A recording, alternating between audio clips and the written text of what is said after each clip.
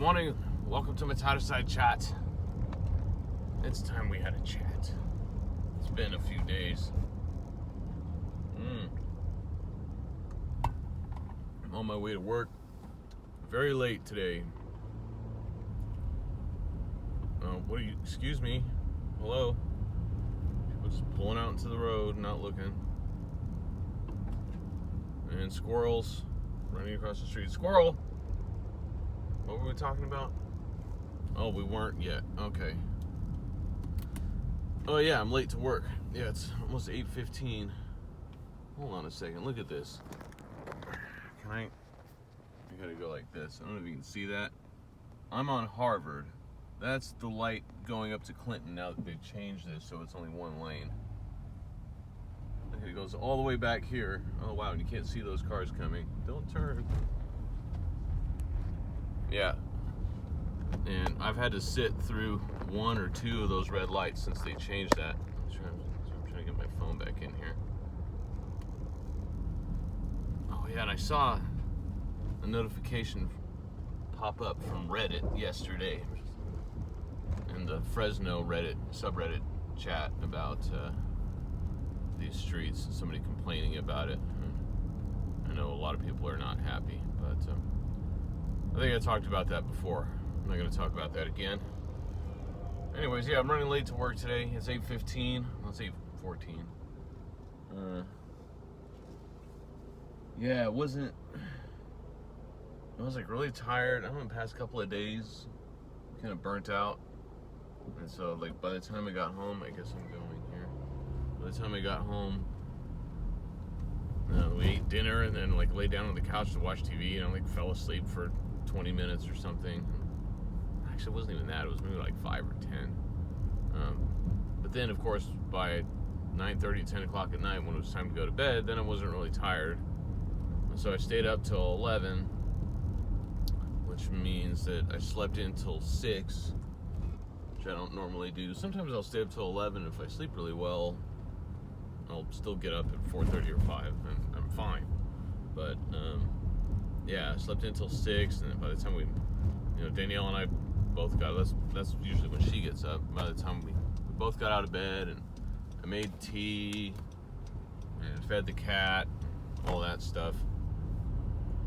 Kind of got going, and it was like, 6:45, got to wake Dean up, and then it was like, oh man, I haven't exercised in a few days, I'm going to go for a run. I ran up to Gazebo Gardens and back, which is like, it's like almost 2 miles. And then decided to jump in the pool.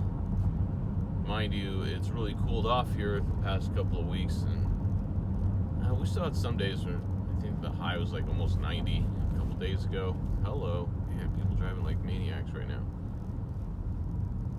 It was almost 90 a couple days ago, and but it's getting pretty cool at night. And I bought a thermometer for the pool. It still says the water temperature is 72. It doesn't feel like 72. Of course, I couldn't tell you exactly what 72 feels like. I don't really have a basis for comparison, I guess. But yeah. I'm the only one that's going to be using the pool, I think, for the rest of this season, just because it's only going to happen like after I'm exercising and I'm hot and I want to essentially take an ice bath, Man, deciding to leave for work after 8 o'clock is just a bad idea. This traffic sucks. Oh man, I meant to grab a Kind bar. I just realized that. Oh well. I'll have one when I get to work. I've got some there. I've got a stash there, and I've got a stash at home. Anyway, so yeah, I jumped to the pool. Man, that water was cold, but it felt good after a run. It's good for your muscles. And had to clean it a little bit. I finally got the water, all the variables correct. The cyanuric acid is at the right level. Actually, it's a little bit high. Not like too high, but it's a little bit high. So the chlorine is finally staying and not dissipating within like a day or two. I haven't had to shock it in a few days now that I've got that right. Now that it's like the end of the season and it's cooled off and no one else is going to be using the pool, but hey, at least I got it. And then I also ordered an automatic hoseless pool cleaner that you just like recharge and then drop in the pool. Can I, let's see if I can squeeze over here. Is this person gonna let me? Thank you. Thank you. Sorry, I did a thing where I cut over. You kind of have to when it's that busy. Anyways, I got this automatic pool cleaner. It's cool. It's a cool pool cleaner. It's supposed to be showing up today, I think. And it was like, I spent like almost $200 on it. It was a really well-rated one. There you go.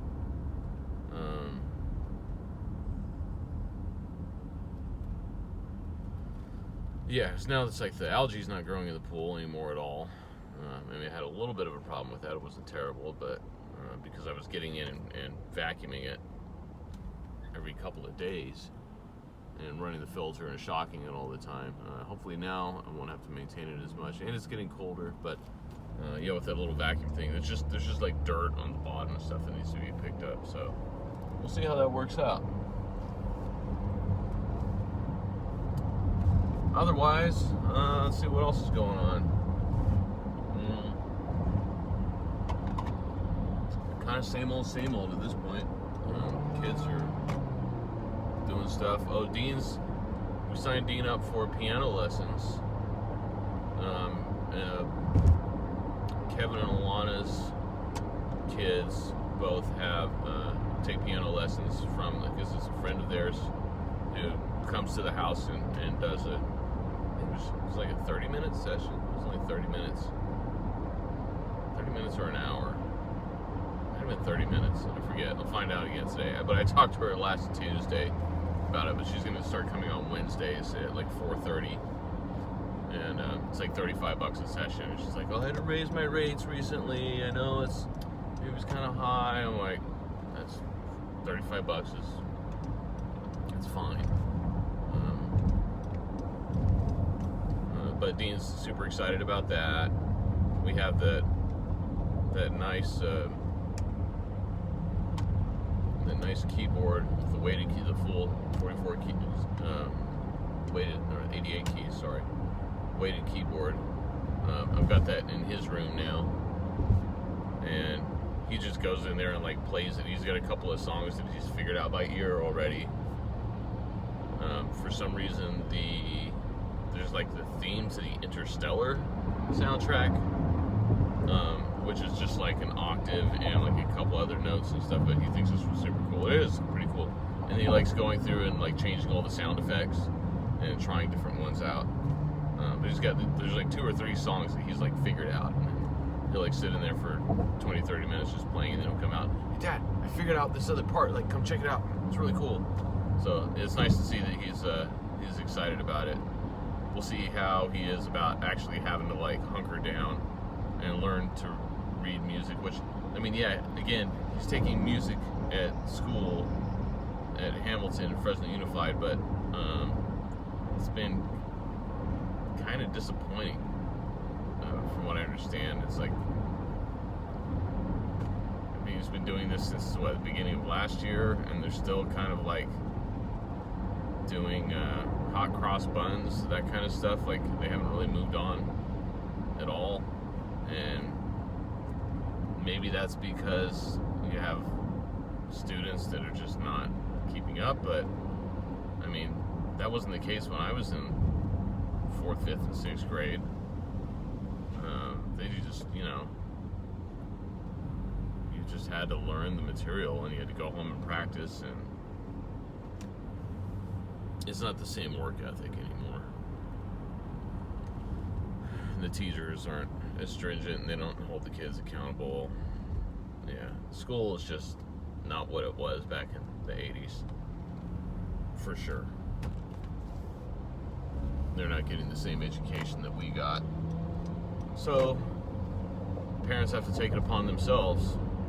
Unfortunately, I mean, that's the state of our, I mean, we've defunded the public school system so much over the past 30, 40 years, and now it's like, oh, and then like, yeah, it's being used as an excuse by politicians of like, well, this is why we need to fund charter schools and give parents the options to send their kids to charter schools because the public schools are failing. Well, yeah, you spent the last 30 or 40 years defunding them. Of course they're failing. Not to say that they aren't like bastions of inefficiency and misused funds, because Fresno Unified is definitely that. Absolutely, it's that. It is like the most wasteful government entity. I don't know. Most government entities are wasteful as hell, but Fresno Unified, knowing people that work there, is definitely not great. So there's that too. And I don't know how much of that is just Fresno, and like, because that's all government agencies in Fresno, most of them are horribly run and mismanaged. Just look at our city council. It's a joke. It's Fresno. What do you expect? It's not exactly Amsterdam. But it could be worse too, so. Well, what else is going on?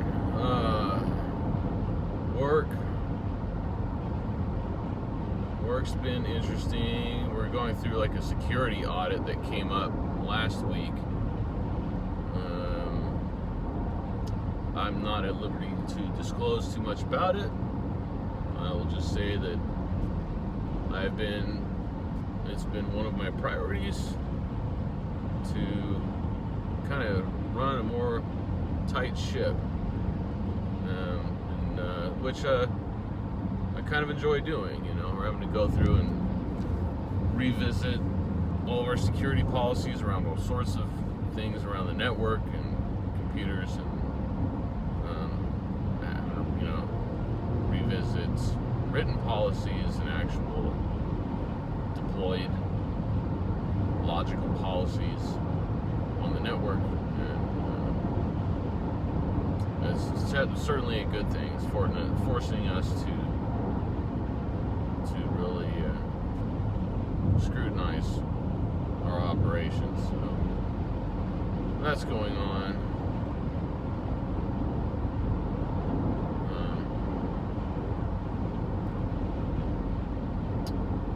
But yeah, work is good. I'm supposed to go already next week. I'm going to Phoenix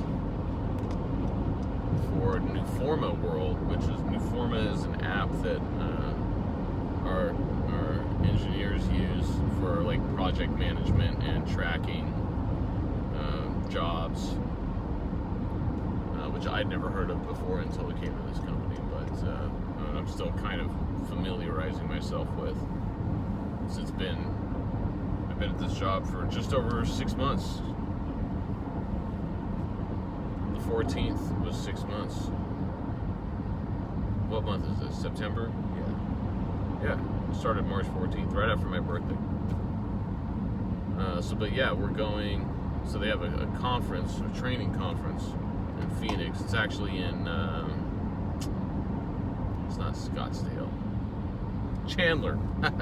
my Facebook post.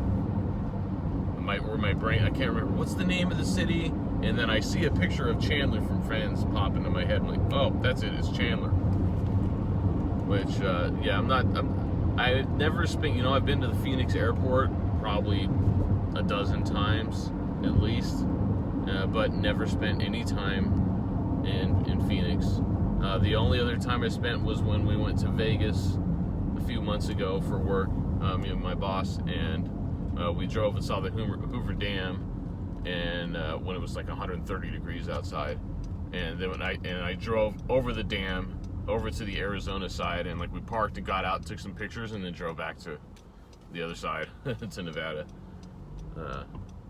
So that's the only time I've really spent in Phoenix or in Arizona at all. So it should be interesting. we're gonna stay. I think we're flying out Monday on an American flight, American Airlines, and then we come back Wednesday afternoon. So it's just 2 nights. But yeah, it should be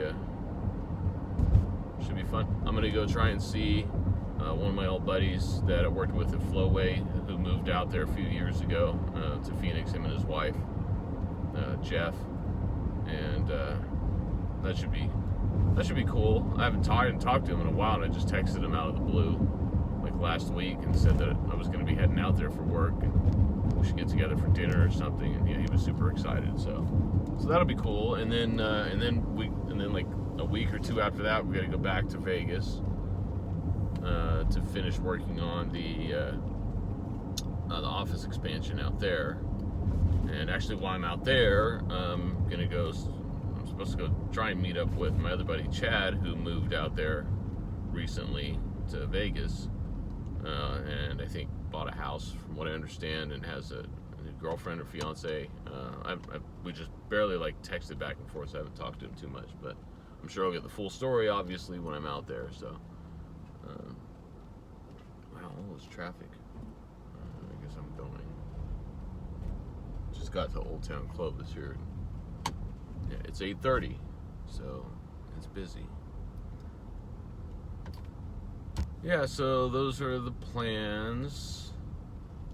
Yeah, and this next trip to Vegas, I don't even know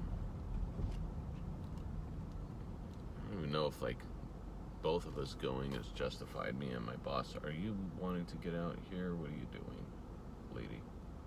Your Porsche Macan? How do you say that? GTS, $120,000 Porsche probably.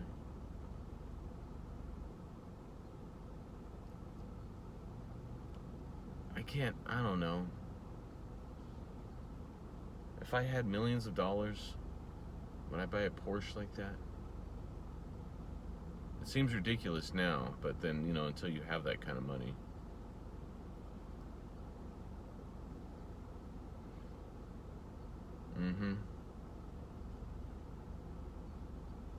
There was the guy, Phil Robinson, who my mom used to be really close with. He was, I forget what the program was called, but when she was going to Northwest Church, they had this program where members of the church could take in and house, it was like white-collar criminals who were about to be released from prison. Are you going? Or do you want me to go? I'm just gonna go. I don't trust you. Yeah, and this guy Phil had been in prison for a couple of years for embezzlement or something like that, and was on the verge of being released, and obviously wasn't a threat or anything like that. But he came and lived with us, or maybe it was like right when I was moving out. But anyways, and got to be really close with my mom and Roy, but he was in the music industry, and he was like a producer or an executive or something like that, and he got busted for stealing a bunch of money or something, and but once he got back out, he got back into the industry, and we still stayed in touch with him, and like he got married in New Orleans back in, it was like in 2004 or something, and we went to his wedding, but I remember him saying at one point, but he was around a lot of like, he worked with Puff Daddy and like all the time, and was like friends with him and a number of other people in that circle, and who were millionaires, and I remember I was talking to him about that. He had that discussion about, he's like, well, I've seen people that, started off from modest means, and then, their careers really took off, and all of a sudden they had millions and millions of dollars, and at first, they were still driving, their old Honda Civic or whatever, and their friends would be like, why are you still driving that old thing? You can go buy that Lambo or whatever you want, you got the money too. And at first he'd be like, nah, that doesn't seem like me, I don't really need to do that. And then But as time went on, it kind of wore them down. It's like, yeah, I've got all this money, like I should enjoy it. And then, you know, it I don't know, to say that it corrupts you is probably too strong a term, but I mean, it gets to you to where you don't even think about it anymore. It's like, well, I have money now. I mean, like, even at my level, I think compared to, I mean, not that I'm like rich or anything, but I mean, I have a really good job and I do pretty well, and Danielle makes money too, and I think, you know, even us now compared to where I was like 10 years ago, or even like 8 years ago, things I take for granted now, like financially, where it's like, oh, I can just go on Amazon, like, oh, I want that thing, I'm just gonna go buy it, and like I don't really even think about how much it costs too much, you know, a little bit obviously, but it's, and you don't worry about it so much anymore, and you get used to not thinking about that. It's yeah, something to think about. Anyways, well, it's 8:33 and I'm just now getting to work, so I better get inside. Oh, look, I got my watch. I got my new Fitbit yesterday. Yes, I'm a sucker. I wound up buying another Fitbit. After I researched it, I spent like an hour and a half the other morning researching it, because I was like, after my last Fitbit died, 2 months out of warranty, and I was pissed off at them because I was like sick of getting Fitbits that die. And they're like, well, okay, if you choose to, here's a code and you get 35% off your next Fitbit if you want to buy another Fitbit. And I was like, screw you guys, I don't care, I'm not buying one. And then I went and researched all the other watches, options for like the Garmin, the Amazfit, like the Amazon's line of watches, the Apple watches. And I wound up going back to, you know what, for what I want, damn it, the Fitbit's the best choice. Especially considering, I mean, even if I was paying full price for it, $300 for the Sense 2, but I got it for $200. As opposed to, I mean, the Apple watches look cool, and I would even pay more for them, you know, $400 or $500 or whatever it is. Not the ultimate one, which is like $800. But the problem is like everything sounds really cool, but the battery life, it's only like 18 hours. I don't have to charge it once or twice a day, like always have it on the charger. My Fitbit lasts like 5 days. Like, it can't beat that. That's, you know, I don't understand. I'm sure my dad will watch this and he'll have some comment, but I mean, maybe you get used to that. But maybe I'm spoiled because I've always had a Fitbit and I've only ever had to charge it for like 5 days. Every 5 days, and it's, you know, 3 to 5 at least with heavy use. Like if I was exercising every day, bike riding all the time, where the GPS is always on, and I'm checking the speed or something, like, you really have to try to drain the battery. So, yeah, and some of the other ones I looked at, yeah, and then there was like the Samsung ones, which I've been considering switching back to an Android anyways, but I'm not that excited about it. I kind of just want to like buy another iPhone 8 Plus to replace my current 5-year-old iPhone 8 Plus, because it has a button and the thumbprint reader, and I don't want to move to not having a button and then and having to rely on oh, I'm getting a spam call. Nope. So, but I got the Sense 2, which I guess before I just had I thought it was a Sense 2, but this one actually has the button on the side. It's like a newer generation of it. So it looks like it's got a bunch more features. I mean, I'm already at 5,000 steps today. So whatever. Again, it's like, well, I've got some money to spend on it. Like, why am I bitching about having to buy another Fitbit? It's just an inconvenience. First world problems. All right, I'm going to work now. Bye, everybody.